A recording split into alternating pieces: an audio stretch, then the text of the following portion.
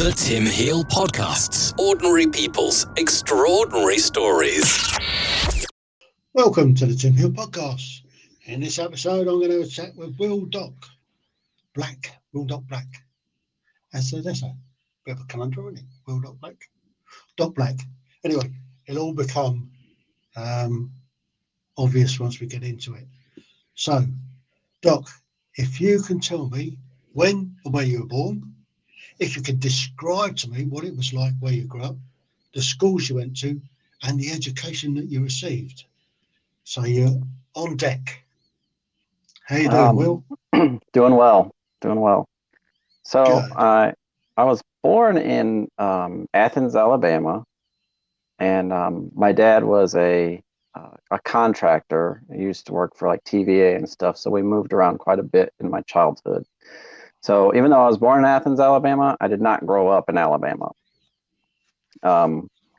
He worked on the outskirts of Detroit when I was younger, probably. So hard for me to remember my childhood. Probably till I was 15, I would say is most accurate. Yeah. And then environmentally, of course, he was an up and coming contractor. My mom didn't have any kind of an education. And she had, us two kids, my sister and myself. So we were on the poorer side of things, I would say, in that era. But Dad did start to make some money from there, and then we moved into Illinois, Chicago area.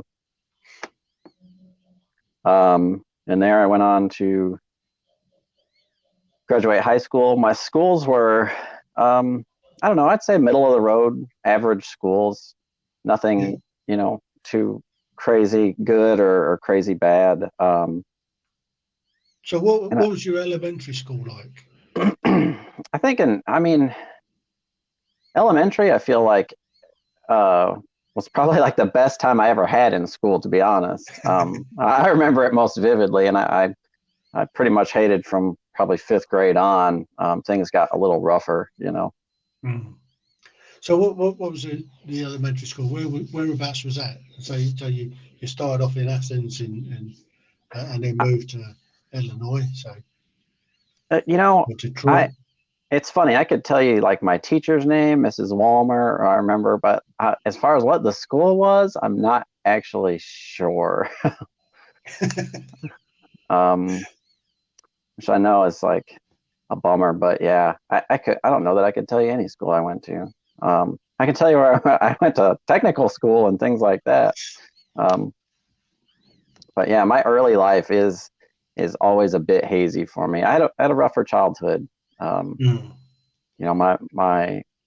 not sure that my mom was ever at a capacity to have children and parent them properly. And my father was was an abusive alcoholic. So it felt very unstable, I guess. I know that now. Obviously, as a child, I didn't think of it that way at all. But looking back and trying to remember, and it's like, yeah, I was very jumbled up. Another thing I do remember specifically is in high school, teachers would constantly ask me if I was okay, if my home life was okay, because I was just a struggling student, right? And I always hated that because they'd pull you out of class, they'd talk to you, and I'm like, hey, I just want to be left alone. I want to get through this. And it's funny now because as an adult, I realized I had really great teachers, right? They knew something was amiss and they actually cared, Yeah. And did you respond to that as a child, or you just sort of just fended them off and just, like you say, just wanted to get on with it? I just wanted to get on with it. I didn't, I always say, when you don't know, you don't know. And, a lot of people have atypical childhoods or things that are atypical in their life all the time. And they're really kind of unaware of it because it is normal to them, sadly, so we just don't know any different. And it wasn't until way later in my life, until I went into an inpatient facility where I started to think, well, maybe I did have some childhood anomalies or things that just weren't exactly right. So moving slightly on then, so you got elementary school was a bit of a blur, shall we say? So Sure. into your high school, so you were kind of struggling through that. Yeah, I played sports and things, but I was always just the skinny, um, just to be honest, the skinny, greasy-haired, quiet kid. I just probably didn't have the best hygiene routines back then, for lack of either myself or just blame it on whatever you want, but it's just the way it was for me. Yeah, I mean, boys tend to generally need a little bit of prod to solve Right, on the hygiene front at the best of times. right. Certainly, when I grew up as a kid, it was I mean, bath night was the worst night in a week. Yeah, yeah, really. I mean, back when I was growing up, it was a sort of Sunday night you'd have a bath, and then Monday was sort of wash day. But Yeah, and I was probably close to that, and I probably shouldn't have been. Um, and I did. I played sports. I just was never good or strong at making friends or making human connections. And I struggled with that up until probably my 40s. Mm. And I'm only So 42 now, so. so what sports were you playing? Well, I played soccer. I loved soccer. I loved the track and field, and did some baseball as well. Mm. So and I played basketball, but everybody was so much bigger and so much,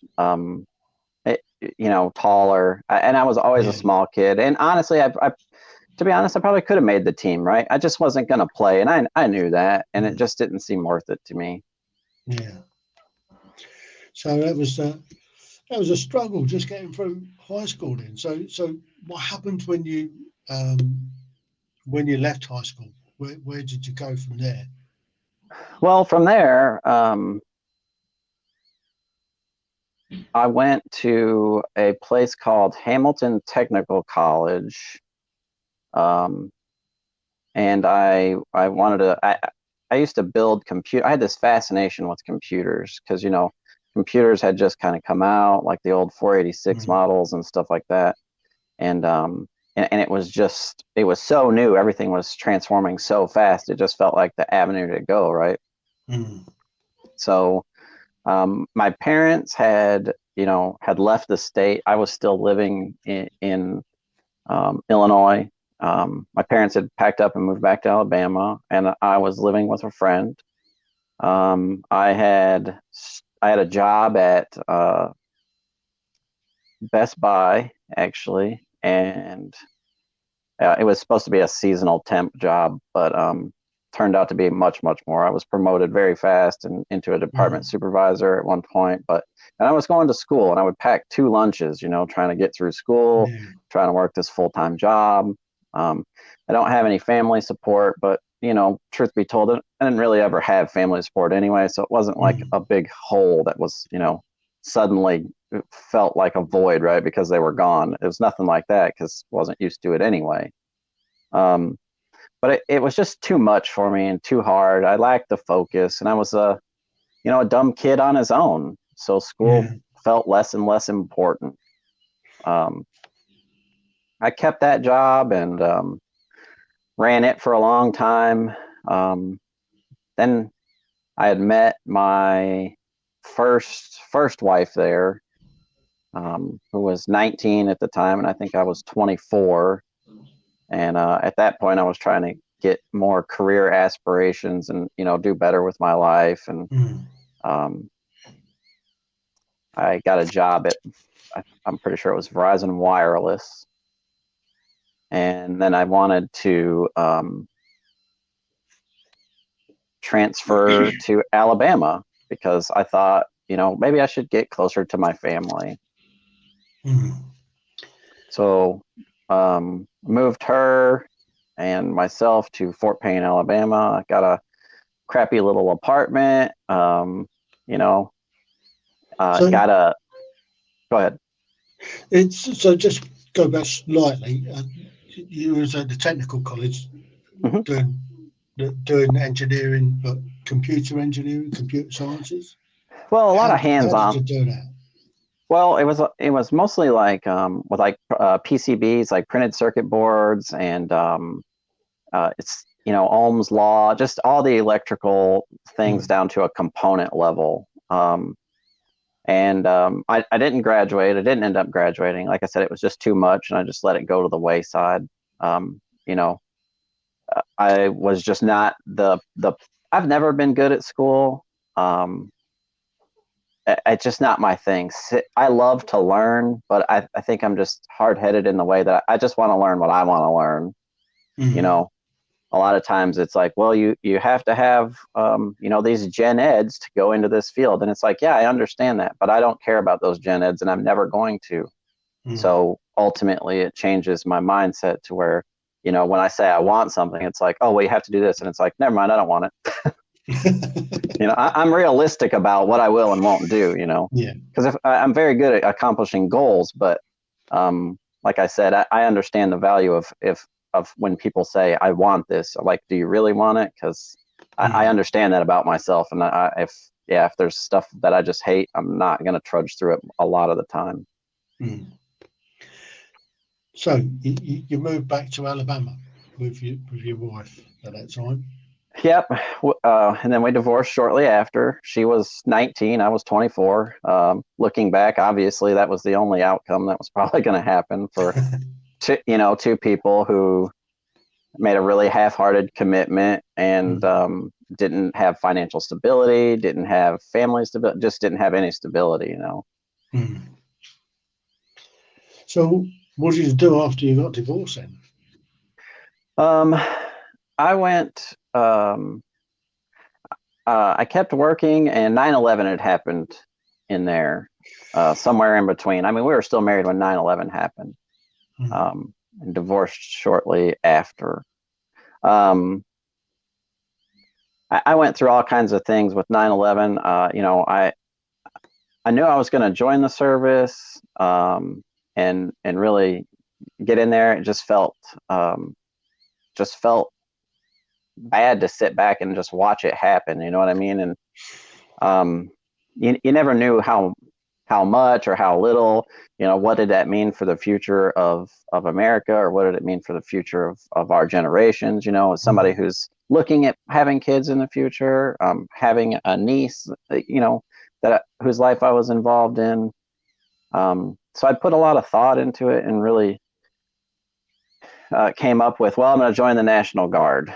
And I obviously didn't do that. Then I wanted more. You know what I mean? I'm not so much into the half-hearted decisions, like fully commit on something. And then I wanted to be an Army Ranger, and I really weighed that out in my head. Combat and killing people and stuff, these are like things that you'll undoubtedly face in a career where 9/11 has just happened. And it's like, I wasn't necessarily avoidant of it, and I'm not a conscientious objector necessarily, but it just wasn't the best feeling for me. I thought, that's really heavy, and I think that's probably a job for someone else. You know what I mean? And then I found out about Navy corpsmen, so I signed up to be a Navy corpsman. So you explained what a Navy corpsman is. So Navy corpsman is a really unique thing through the Marine Corps. So the Marine Corps does not have its own medical staff. They've always used the Navy and the Navy Medical Corps, Navy corpsman. So Navy corpsman can be, on ships and hospitals, or it can be just straight up attached to Marine Corps grunts, or even Marine Corps in the rear, or you're going to be embedded somewhere because there's always a medical need somewhere. Yeah.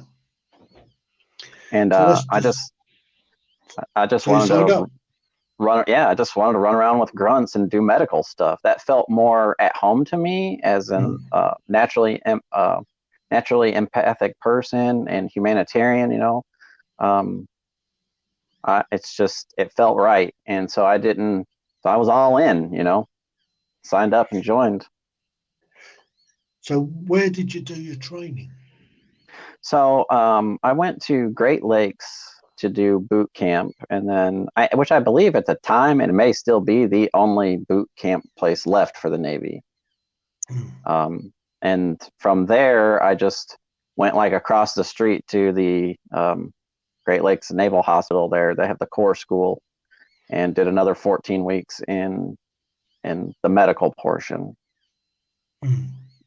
So what was the initial training like?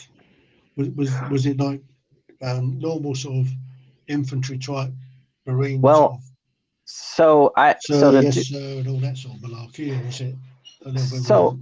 Yeah, so when you go to like so you've graduated boot camp, so you don't have where it's all the super uptight, fold this, do everything right. So it relaxes a little bit, but not like a ton. You don't necessarily have drill instructors, but you have instructors. And you do have freedoms, right? You can go out at night. It's just kind of like a job, right? You go to school and you get home, you can do your stuff, but you still have to clean your room. You still have to maintain uniform. Still have to report in when, necessary. Still have duty. So just step back slightly. The initial training, how long did that last, the boot camp? I had a 9-week boot camp. So was it centered around sort of infantry work, or was it just drill and looking after yourself, or was it? Yeah, a lot of it. A lot of it, because it's the Navy, you do a lot of like ship stuff and learn about ship life, right? Which would make sense for 99% of the Navy. That would be true, right? You will be on a boat at some point. And we did have some arms training. We did the drill stuff. I'd imagine most boot camps are pretty standard as far as that. Nothing too like, just the specialty of the ship stuff as the only thing. Like I remember having a class about tying knots, which seems silly, but I mean, if you're on a boat, like that's probably something everybody should know how to do. Absolutely. Stuff like that. But after I graduated Corps School, then I had to go to an 8-week training for what they call Field Medical Service School, which is where you learn all your infantry stuff.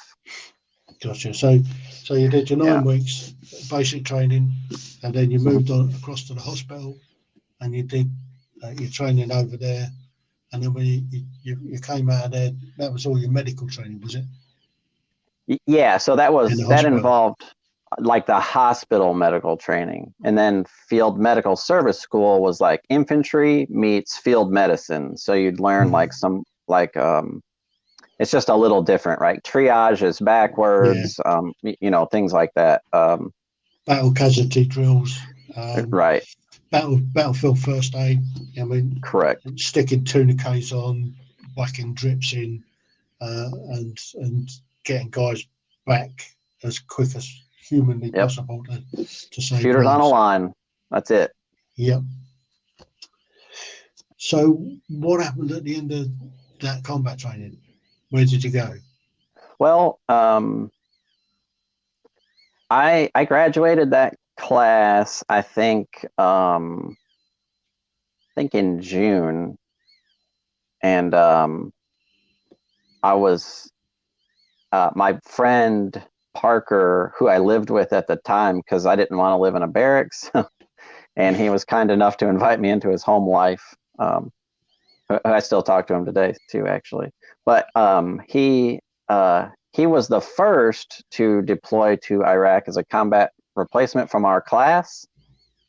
And I was the second. I was 3 days behind him. And I cannot remember the date, but I had only graduated Field Medical Service School like 7 to 10 days.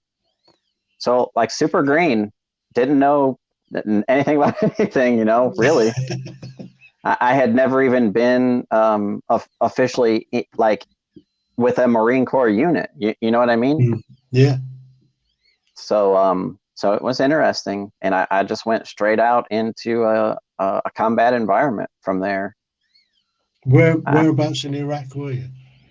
So I flew into Kuwait, obviously, and then to Al Asad, and then from Al Asad, I convoyed out to a place called Heat, spelled H-I-T. It's on the Euphrates. They have most of that stuff along the Euphrates I've been into at some point.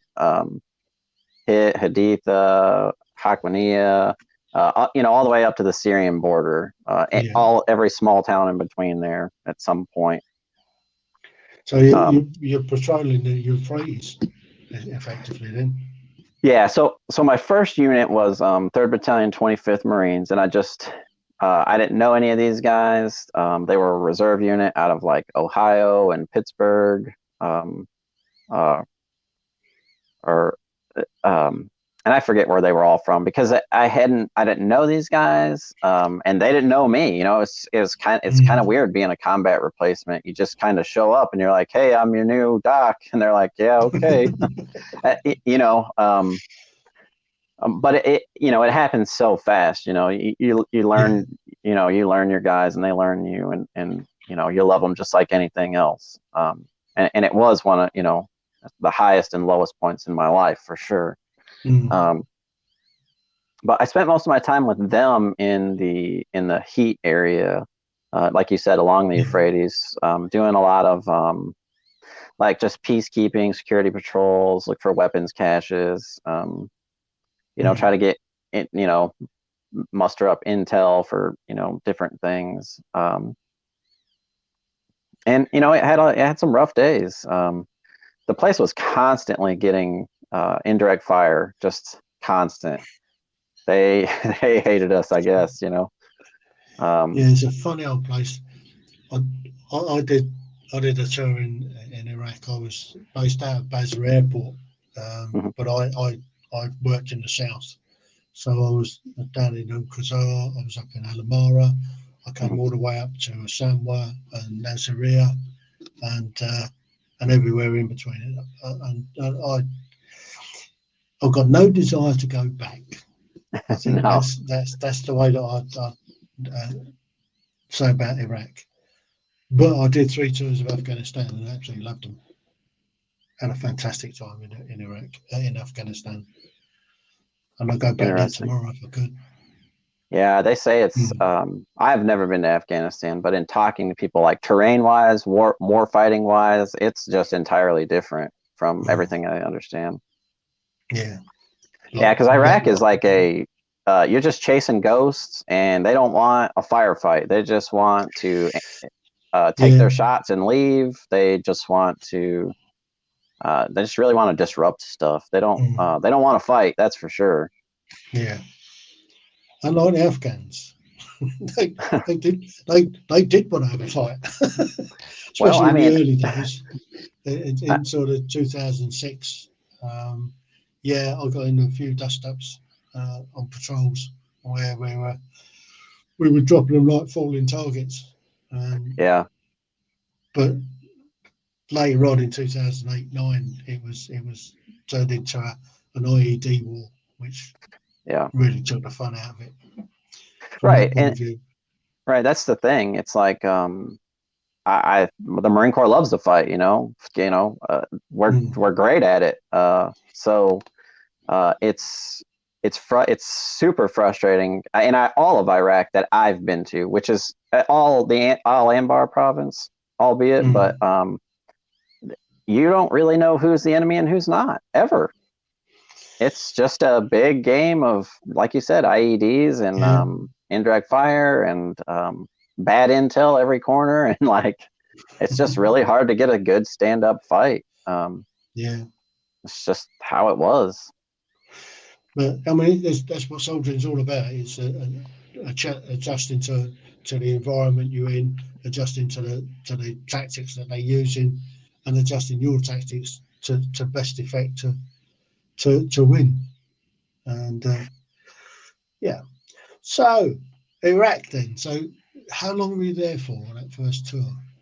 So I did like a back-to-back kind of deal because I was when you go out as a combat replacement, they just kind of attach you to whatever. So I did fall under 2nd Regiment, which typically would have been like the gravy train, right? You would have been stationed at an air base, just in a Rears hospital. But when you're a combat replacement, they say you're attached to 2nd Regiment just because it's fun. Yeah. But you're never going to see 2nd Regiment ever. So when 3rd Battalion, 25th Marines ripped out, I was like, oh man, what happens to me now? You know, I was only with them for like 3 to 4 months, 3 to 5 months. And I went back to Al Assad Air Base, sure enough, and I was like, man, this place has chow, it has showers, it has like, you have rooms. You know what I mean? Yeah. And I'm living in a fob stacked up 25 deep, sleeping nut to butt with 80 dudes. And I never complain, you know, I almost kind of miss that some days, you know, because that's where I was at, you know. But I'm like, well, you got 2-bedroom rooms, you got, like, it was crazy. And it's like I just didn't know what to do with myself.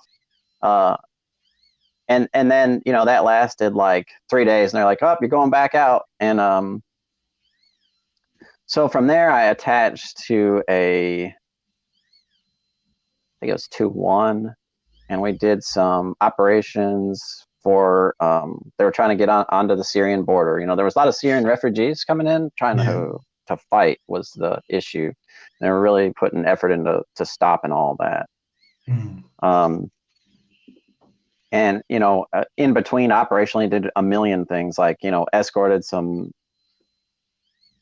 I'm just absolutely ignorant when it comes to anything to do with the Army, but they have like those like big like rocket launchers on a trailer. You know, we escorted some of those on. It was a whole artillery battalion, so we ran their security for a while, and we guarded different ammo supply points, or ASPs.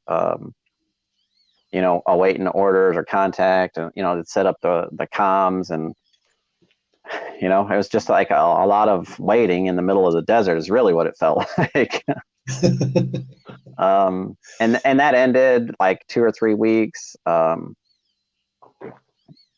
back to Al Assad again, and you know, there again 2-3 days, went back out. This time, you know, right up on the Syrian border there, in the, I guess, in the Al Qaim area. Al Qaim's kind of far from the Syrian border, but, you know, for reference point, anybody looking at a map, I guess. Yeah. So it's in the northwest of Iraq, essentially. Yeah. In that, upper corner there. Yeah.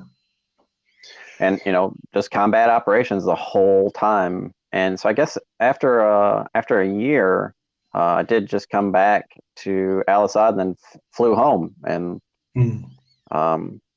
because I had this weird contract.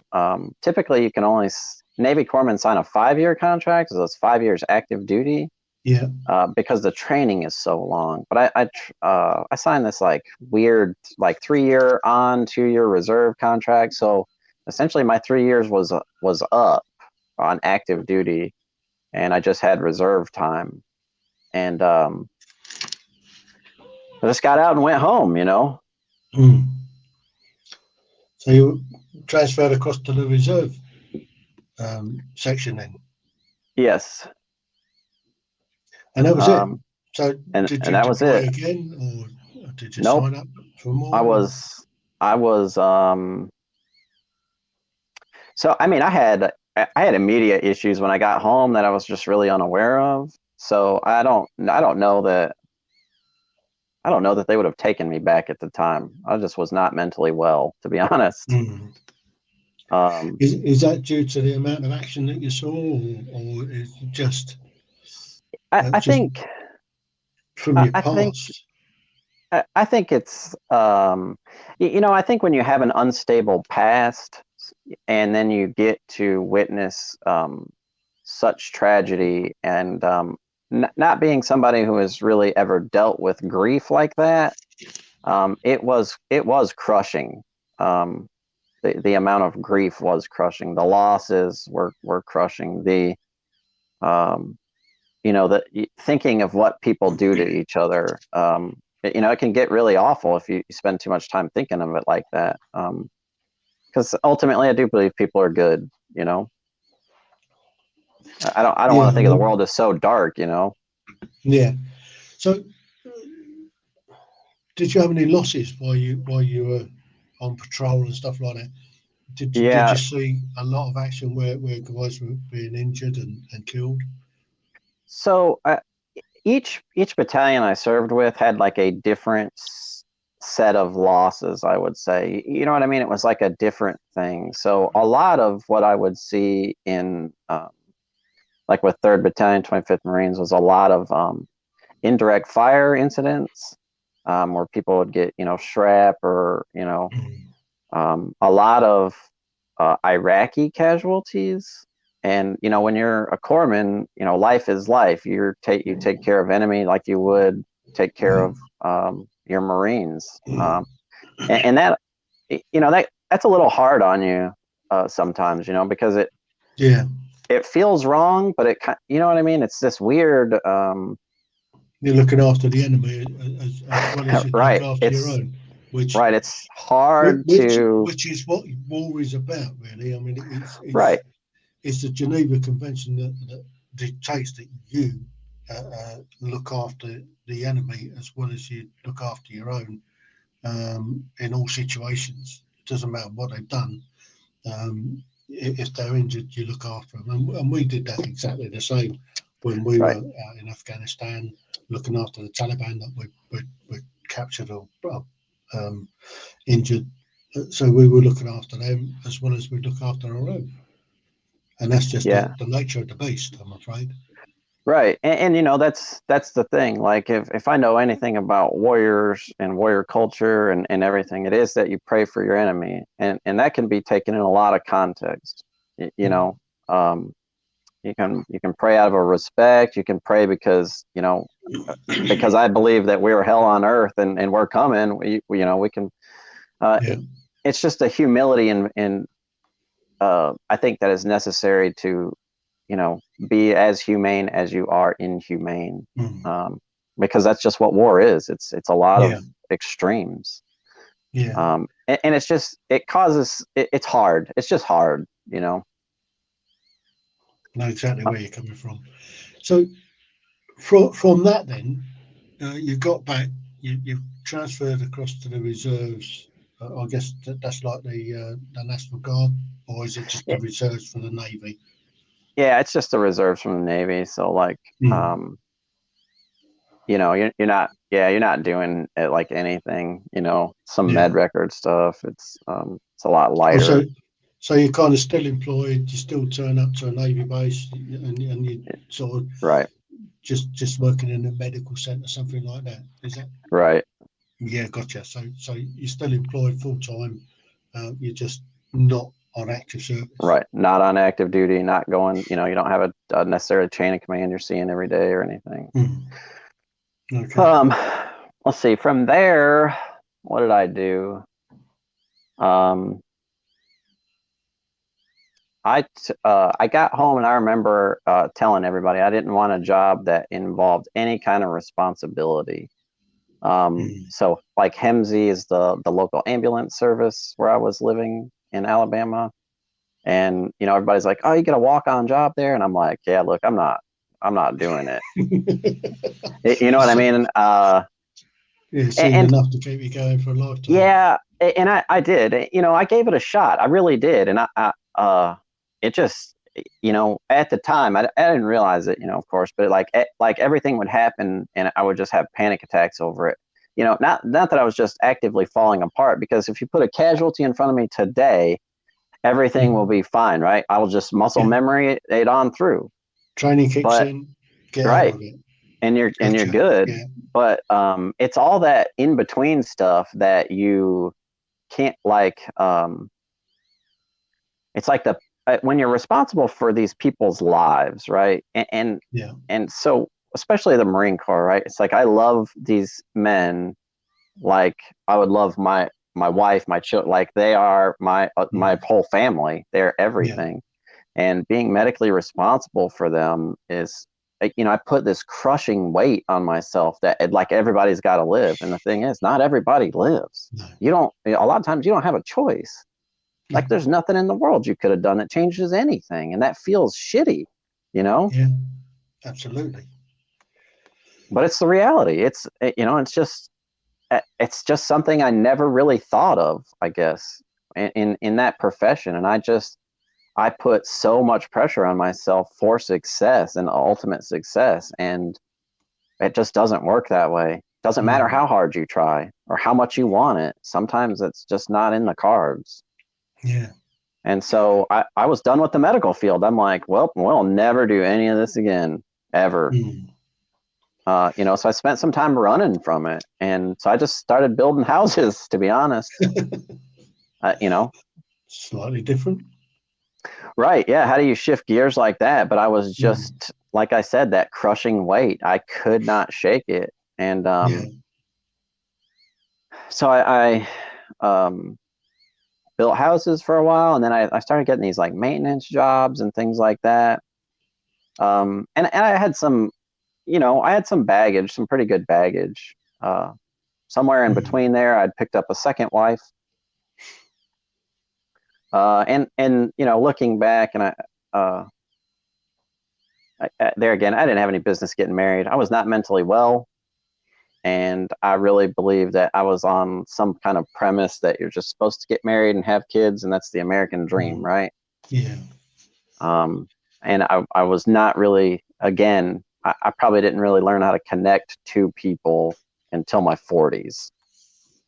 So did you not recognize in yourself the symptoms that you were suffering?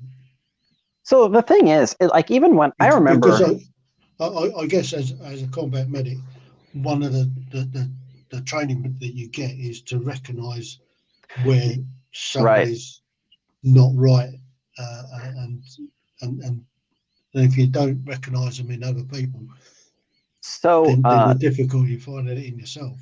Right. So the thing is, medical people are always the worst patients ever, just unanimously, right? And I really tried to find, so I would loophole it for myself, I would have nightmares like all the time, right? But I'm like, hey, these aren't recurring nightmares.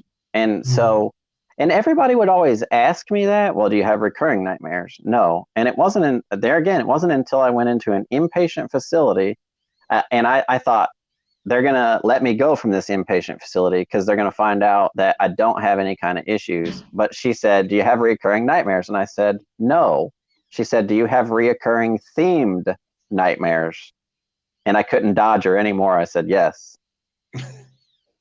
But it's one of those things, like, you just lie to yourself because you don't want to be, especially as like a corpsman, right? Like, I am the help. I go to people to help them. I don't have people who help me. I just, is that not one of the things that you do during your training? That I was a welfare officer for 8 years in London Central Garrison, and one of the things that we go on is help for the helpers. It's a specific course.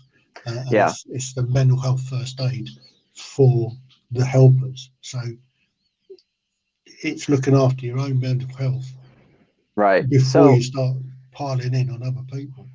Right. So that's where I'm at now, right? I'm all on that side of things. But I remember getting out and like leaving Iraq specifically, now that you mention it, there's a form they ask you, did you see dead bodies? Did you fire your weapon? And I knew, because I'm on the medical side, I'm like, if you check yes to any one of these, you're getting a psych eval. And I'm not trying to get on some kind of medical hold. So these are all no's and I'm going home. Right. And that is what my thought process was. And it's funny now, I look back and I'm like, man, how much time did I waste or didn't waste, or like, what would have been the harm in having a psych eval, or, obviously I had some issue. We see that all the time. I did 7 operational tours in the 10 years I was in psychological operations, and every single time I came back, I missed out on the decompression. I missed out on being asked those specific questions, because for some reason or other, as I came back, I was on a medical, medevac flight coming back, so I missed everything on that tour. Because I was an individual mentee on most of the tours, apart from the last 3 tours, we went out as teams, and the team missed that as well because we short-circuited the system. We didn't come out through Cyprus where we should have done. Sure. So I missed all of that, but because I'd done the TRIM training, which is the trauma incident management, I was sort of treating myself from the stuff I'd seen, and consequently I haven't had those issues that lots and lots of people have, because I've done the care for the carers, I've done the mental health first aid, and I've done the TRIM as a TRIM practitioner and a coordinator. So I've seen that in myself, and it's like worry. I don't worry because if there's nothing you can do about a problem, there's no point in worrying about it because you can't do it. Right. If you can do something about it, then there's no point in worrying because you can do something about it, and that's where I work from. So I think I've been fairly lucky with the way I am. So, but I've seen it a lot in other people where they haven't been okay, and they've been able to recognise that issue, and signpost them and get them on to see somebody at the early stages helps a lot. Yeah. Oh yeah. And it's like you said, if I would have, I think I had little squeaks for help, right? Like my commander was, well, my senior chief was aware that I was having nightmares, right? Because he's the one that put me in with the doc, and they gave me volume to sleep, but everybody kind of skirted around it. You know what I mean? And there again, I feel like that wasn't like medically neglected, right? I feel like they were trying. I feel like at the time they felt like they were helping, right? Hey, we don't want him, diagnosed with this, or we don't want, and it, like you said, the other part that's crazy about it is it's like, look, I was there with 50 other people. They're fine. So why am I not fine? You know what I mean? So that's why I kept just telling myself, I'm like, hey, you're fine. Yeah. But I think it has been an endemic part of particularly combat forces, frontline soldiers, that they don't want to be seen as having mental health issues, and that creates a lot more mental health issues further down the line.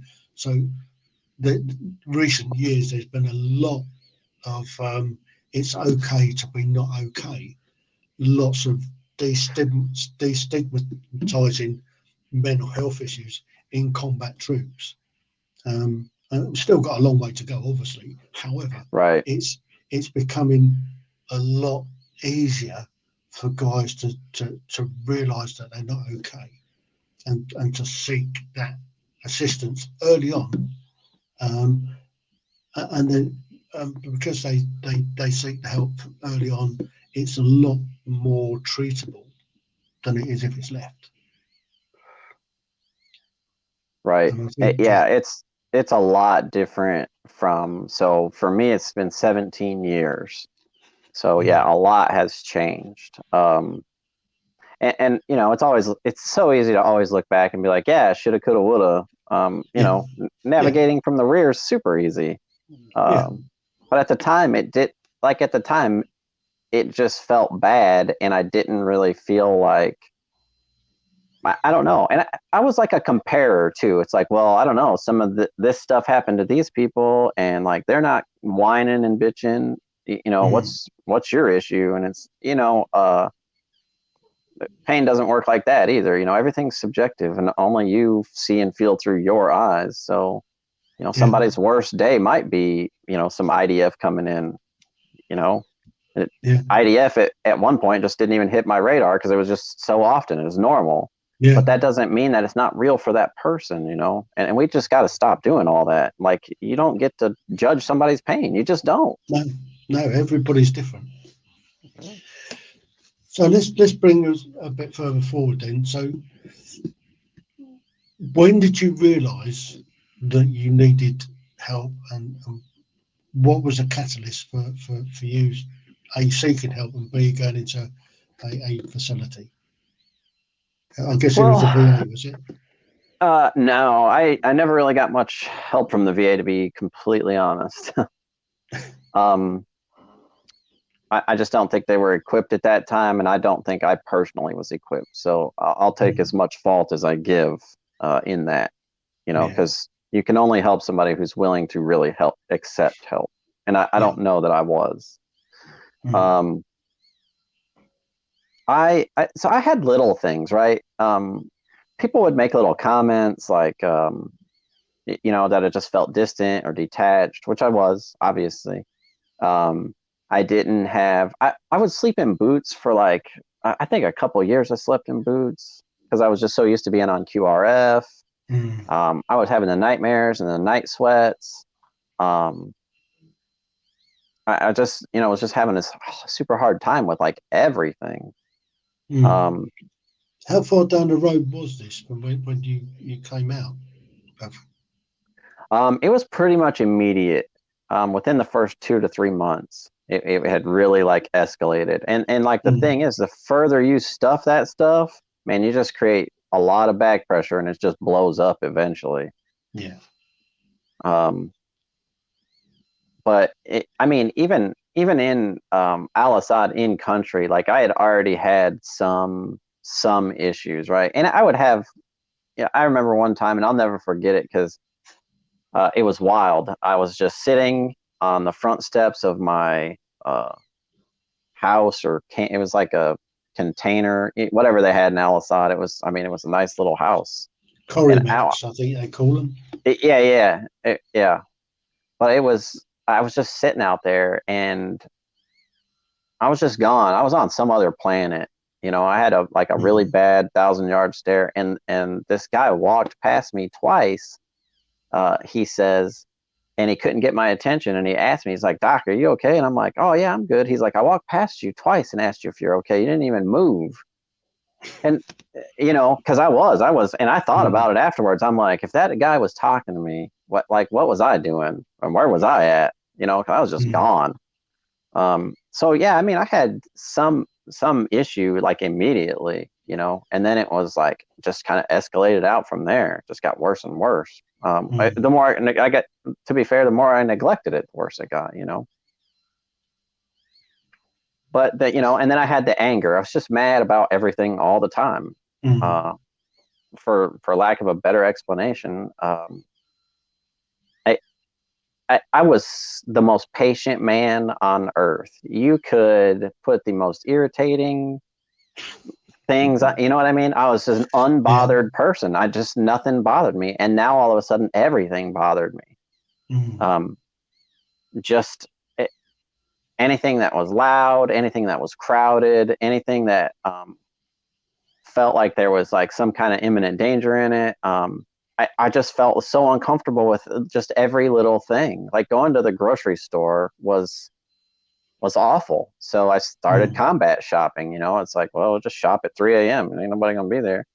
mm, Um, just little things like that. It's just all over the place. You know, it's, and there again, navigating from, you know, the back, it's super easy to see. yeah. Um, but somewhere along that ways, I had never drank alcohol. I was 24 at the time I took my first drink ever. Um, and I found that alcohol really soothed my social situations, like grocery shopping. I Mm, found that it was like, oh, I can actually sleep, even though that you know, alcohol sleep is the worst sleep ever. But when you're not getting any quality sleep anyway, it feels yeah. better than what you were getting. And it just kind of started like that. But then the booze use really got just dependent on it for everything. It was like, oh, I have to talk to my mom, because we don't get along, so that stresses me out. So I have to drink all this beer. Oh, the bills are due. Got to drink beer. Got to go to a family event. Got to drink. It was everything. Got to go to work. Got to drink beer. And I spent a good 10 years as a drunk, just straight up drunk. It's I held easy it. to do. It's easily done. Oh yeah. It doesn't take long to get into it, and then you just become a functional alcoholic. Right. And that's why it did take 10 years, because I try to express that to people. It's like, yeah, I was a drunk, but it wasn't like I was a bum. I held a job. I had 2 kids. I had a wife. It's not like I paid bills. Yeah. I was drinking and passing out 3 times a day, but I guess technically held it together to some degree, because as long as you're not in foreclosure and you're not living in the street, nobody really notices, I guess, as much. Well, the British Army are famous for it, especially back in my day when I joined the British Army back in 1974, and it was a drinking culture. Oh yeah. We could be on a beer all night and then up at 6 o'clock in the morning and run 10 miles. No problem at all. Functioning alcoholics. Yeah. Nowadays, God, it's frowned upon. Right. But back then, it was a culture. Yeah. So, it's quite easy to get into that habit. Yeah, military and booze are a hand-in-hand thing. It's always been that way. Especially the Navy's got some hard traditions like that. Yeah. So tell me about going into this facility. So I had finally hit a point to where like we were rock bottom, like all the way out, and I could not see a way out of my situation. I had so many emotional roller coasters with booze. Like I wanted to quit and I just could not quit. There was no quitting for me. It's like it was the only cure for the hangover. It was the only way I could sleep. It was the only, every addict excuse that you could throw. And on July 29th, I stopped drinking, and I put all my efforts into that. Like, I'm like, I'm not going back to work. I'm going to get some inpatient facility. So, how insurance and healthcare here is not necessarily top notch, and we're not really equipped for a lot of things. I couldn't find a facility that would take me and take my insurance. And I had no idea that, if you go to a dual diagnosis clinic, it's $20,000 to $50,000. I'm a single income. I have a father of 2 kids, make $30,000 a year. How am I gonna, you know what I mean? I don't have that kind of money. And I even at the VA, they're like, well, it takes 6 months. And at this point, I am on my last leg. I'm like, I don't got 6 months. I don't got 20 minutes. I need something now. And we had like an army, it's like my wife at the time, my sister, my mom, everybody just calling all these places inpatient. I even went to the free clinic, the Betty Ford clinic, I think it was. And they wouldn't take me because they said the PTSD was too bad. So even like the free state-run clinics, I wasn't able to get into. And we'd call places and they'd be like, well, you have to detox or you could die. And I remember thinking, lady, I don't give a shit. I hope I die at this point. I'm over it all. My ex-wife found this place called Warrior's Heart, and it wasn't like open. It was like it was just opened. They didn't take insurance at all. They only treated veterans and first responders, which made me feel like, way more comfortable immediately. I felt for whatever it was inside me, I felt like a lot of my story wouldn't be understood necessarily outside of those kind of communities. And you know, I could meet a Marine on the street and talk pretty openly with them. So I felt like that was going to be imperative to getting what I needed to heal. So I set everything up, you know, and they're like, "Do you have insurance?" Yeah, and they're like, "Well, we don't take insurance." And it was like this whole back and forth thing. And you know, they told me at the time, they're like, "We have a like a program to where people can be scholarshiped or gifted into the program, but you know, we only do that like once a year, and it's like one recipient, and you know, it's based on funds for the year." You know, there was all these like things, and he, you know, I held that hope. I'm like, God, I hope I can go to that place. But they never said no, and they never said yes. And for every other place that had said no, just not being told no gave me a lot of hope. And I did. I stayed sober. I went on a diet of like Star Mint hard candies and coffee for like weeks, and I felt like total hell all the time. And it's tough to sober up on your own. And I didn't have any kind of capacity to do anything. I wasn't interacting with my family at all. I just felt like I just had to focus on the very next minute and the very next minute. And you know what I mean? It was just don't drink. I got a call back from Warrior's Heart saying that I could go and that they had found the funding for me, and they wanted to have the person that raised the money for me call me and tell me. And his name's Scott Kaufman. He's a great friend of mine. I still speak with him.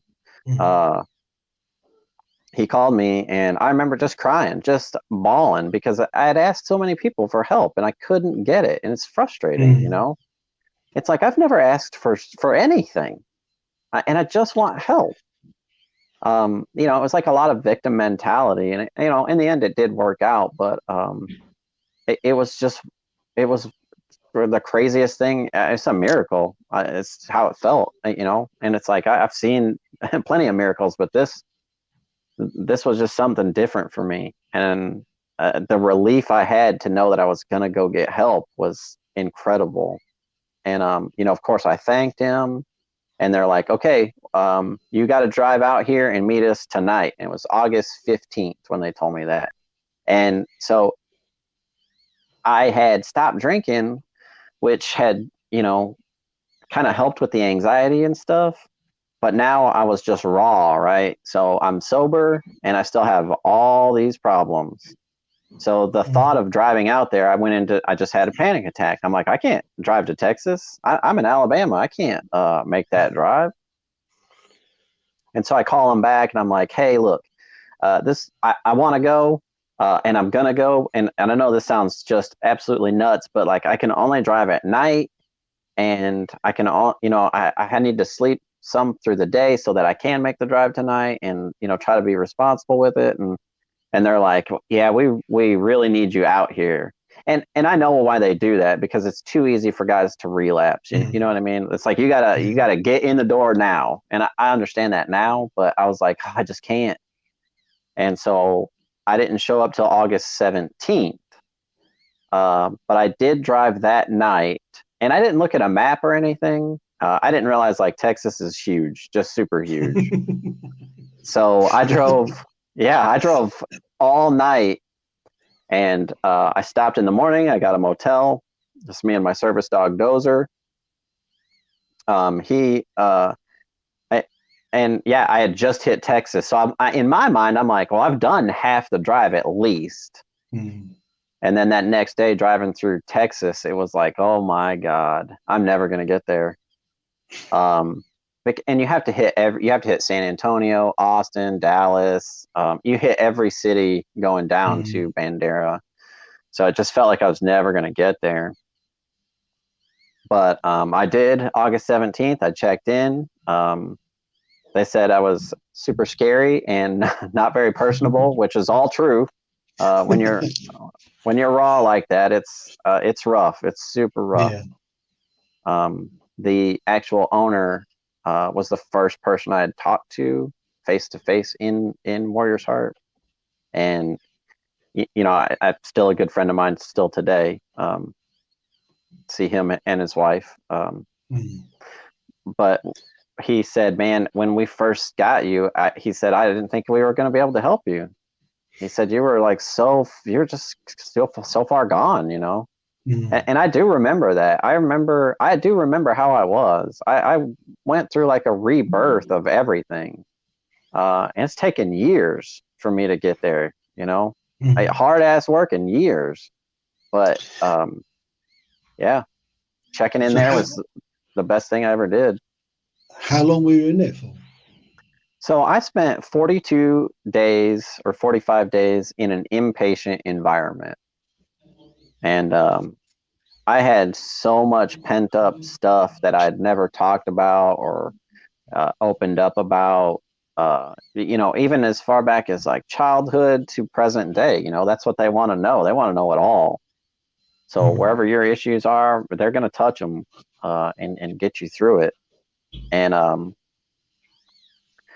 after that 42 days, I had 10 years of alcohol abuse, and I was in a toxic marriage. It was toxic for her. It was toxic for me. So we were divorcing. We had kind of discussed it anyway, but I knew I couldn't go back home, right? Because it was just too toxic and I was too unstable. And I didn't want to uproot her and my children. I didn't want, you know what I mean? I was fine paying the bills and letting them be. She, love her or hate her, she's still the mother of my children. We still got to parent and raise these two kids. We didn't necessarily have bad blood between us. It was just the right thing to do, split. Yeah.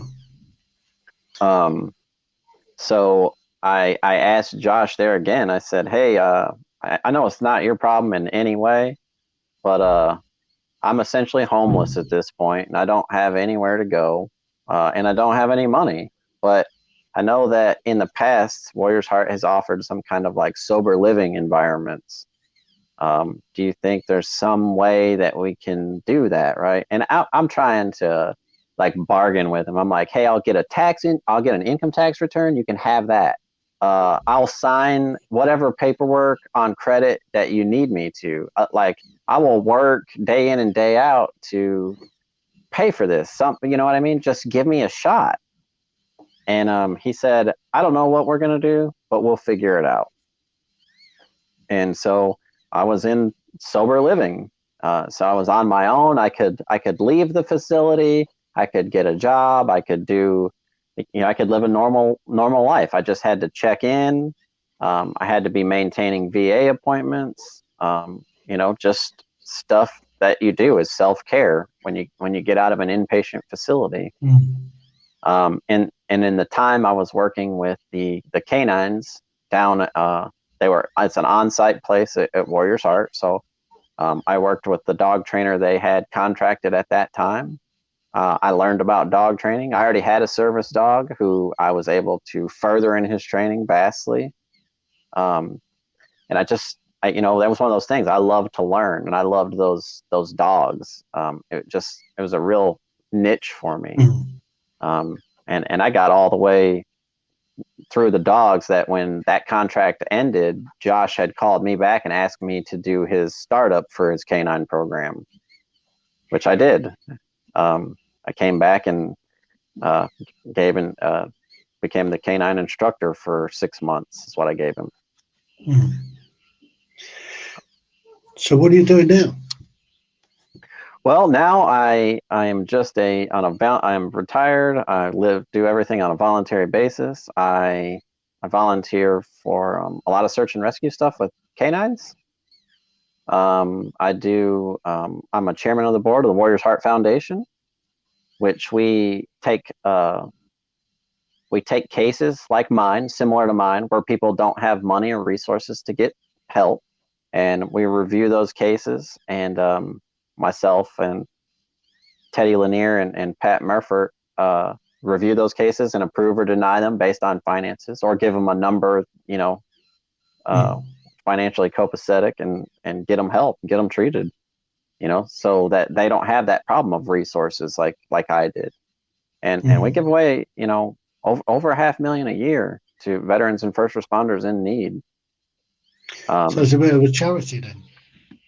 Yeah. Oh yeah. Yeah. It's a 501, warriorsheartfoundation.org.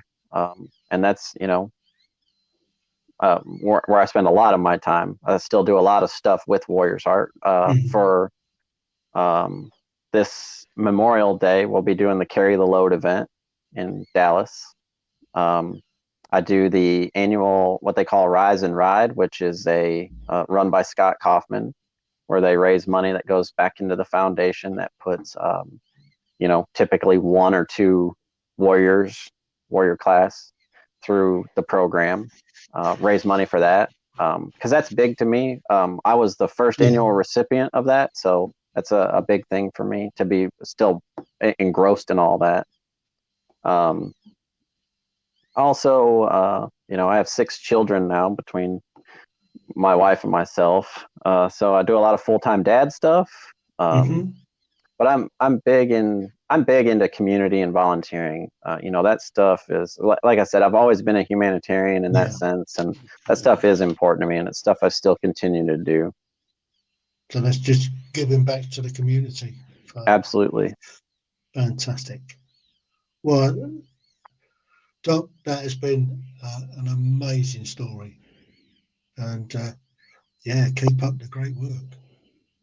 Well, I appreciate it. No, I appreciate you coming on. Thank you very much. Thank you. The Tim Heale Podcasts. Ordinary people's extraordinary stories.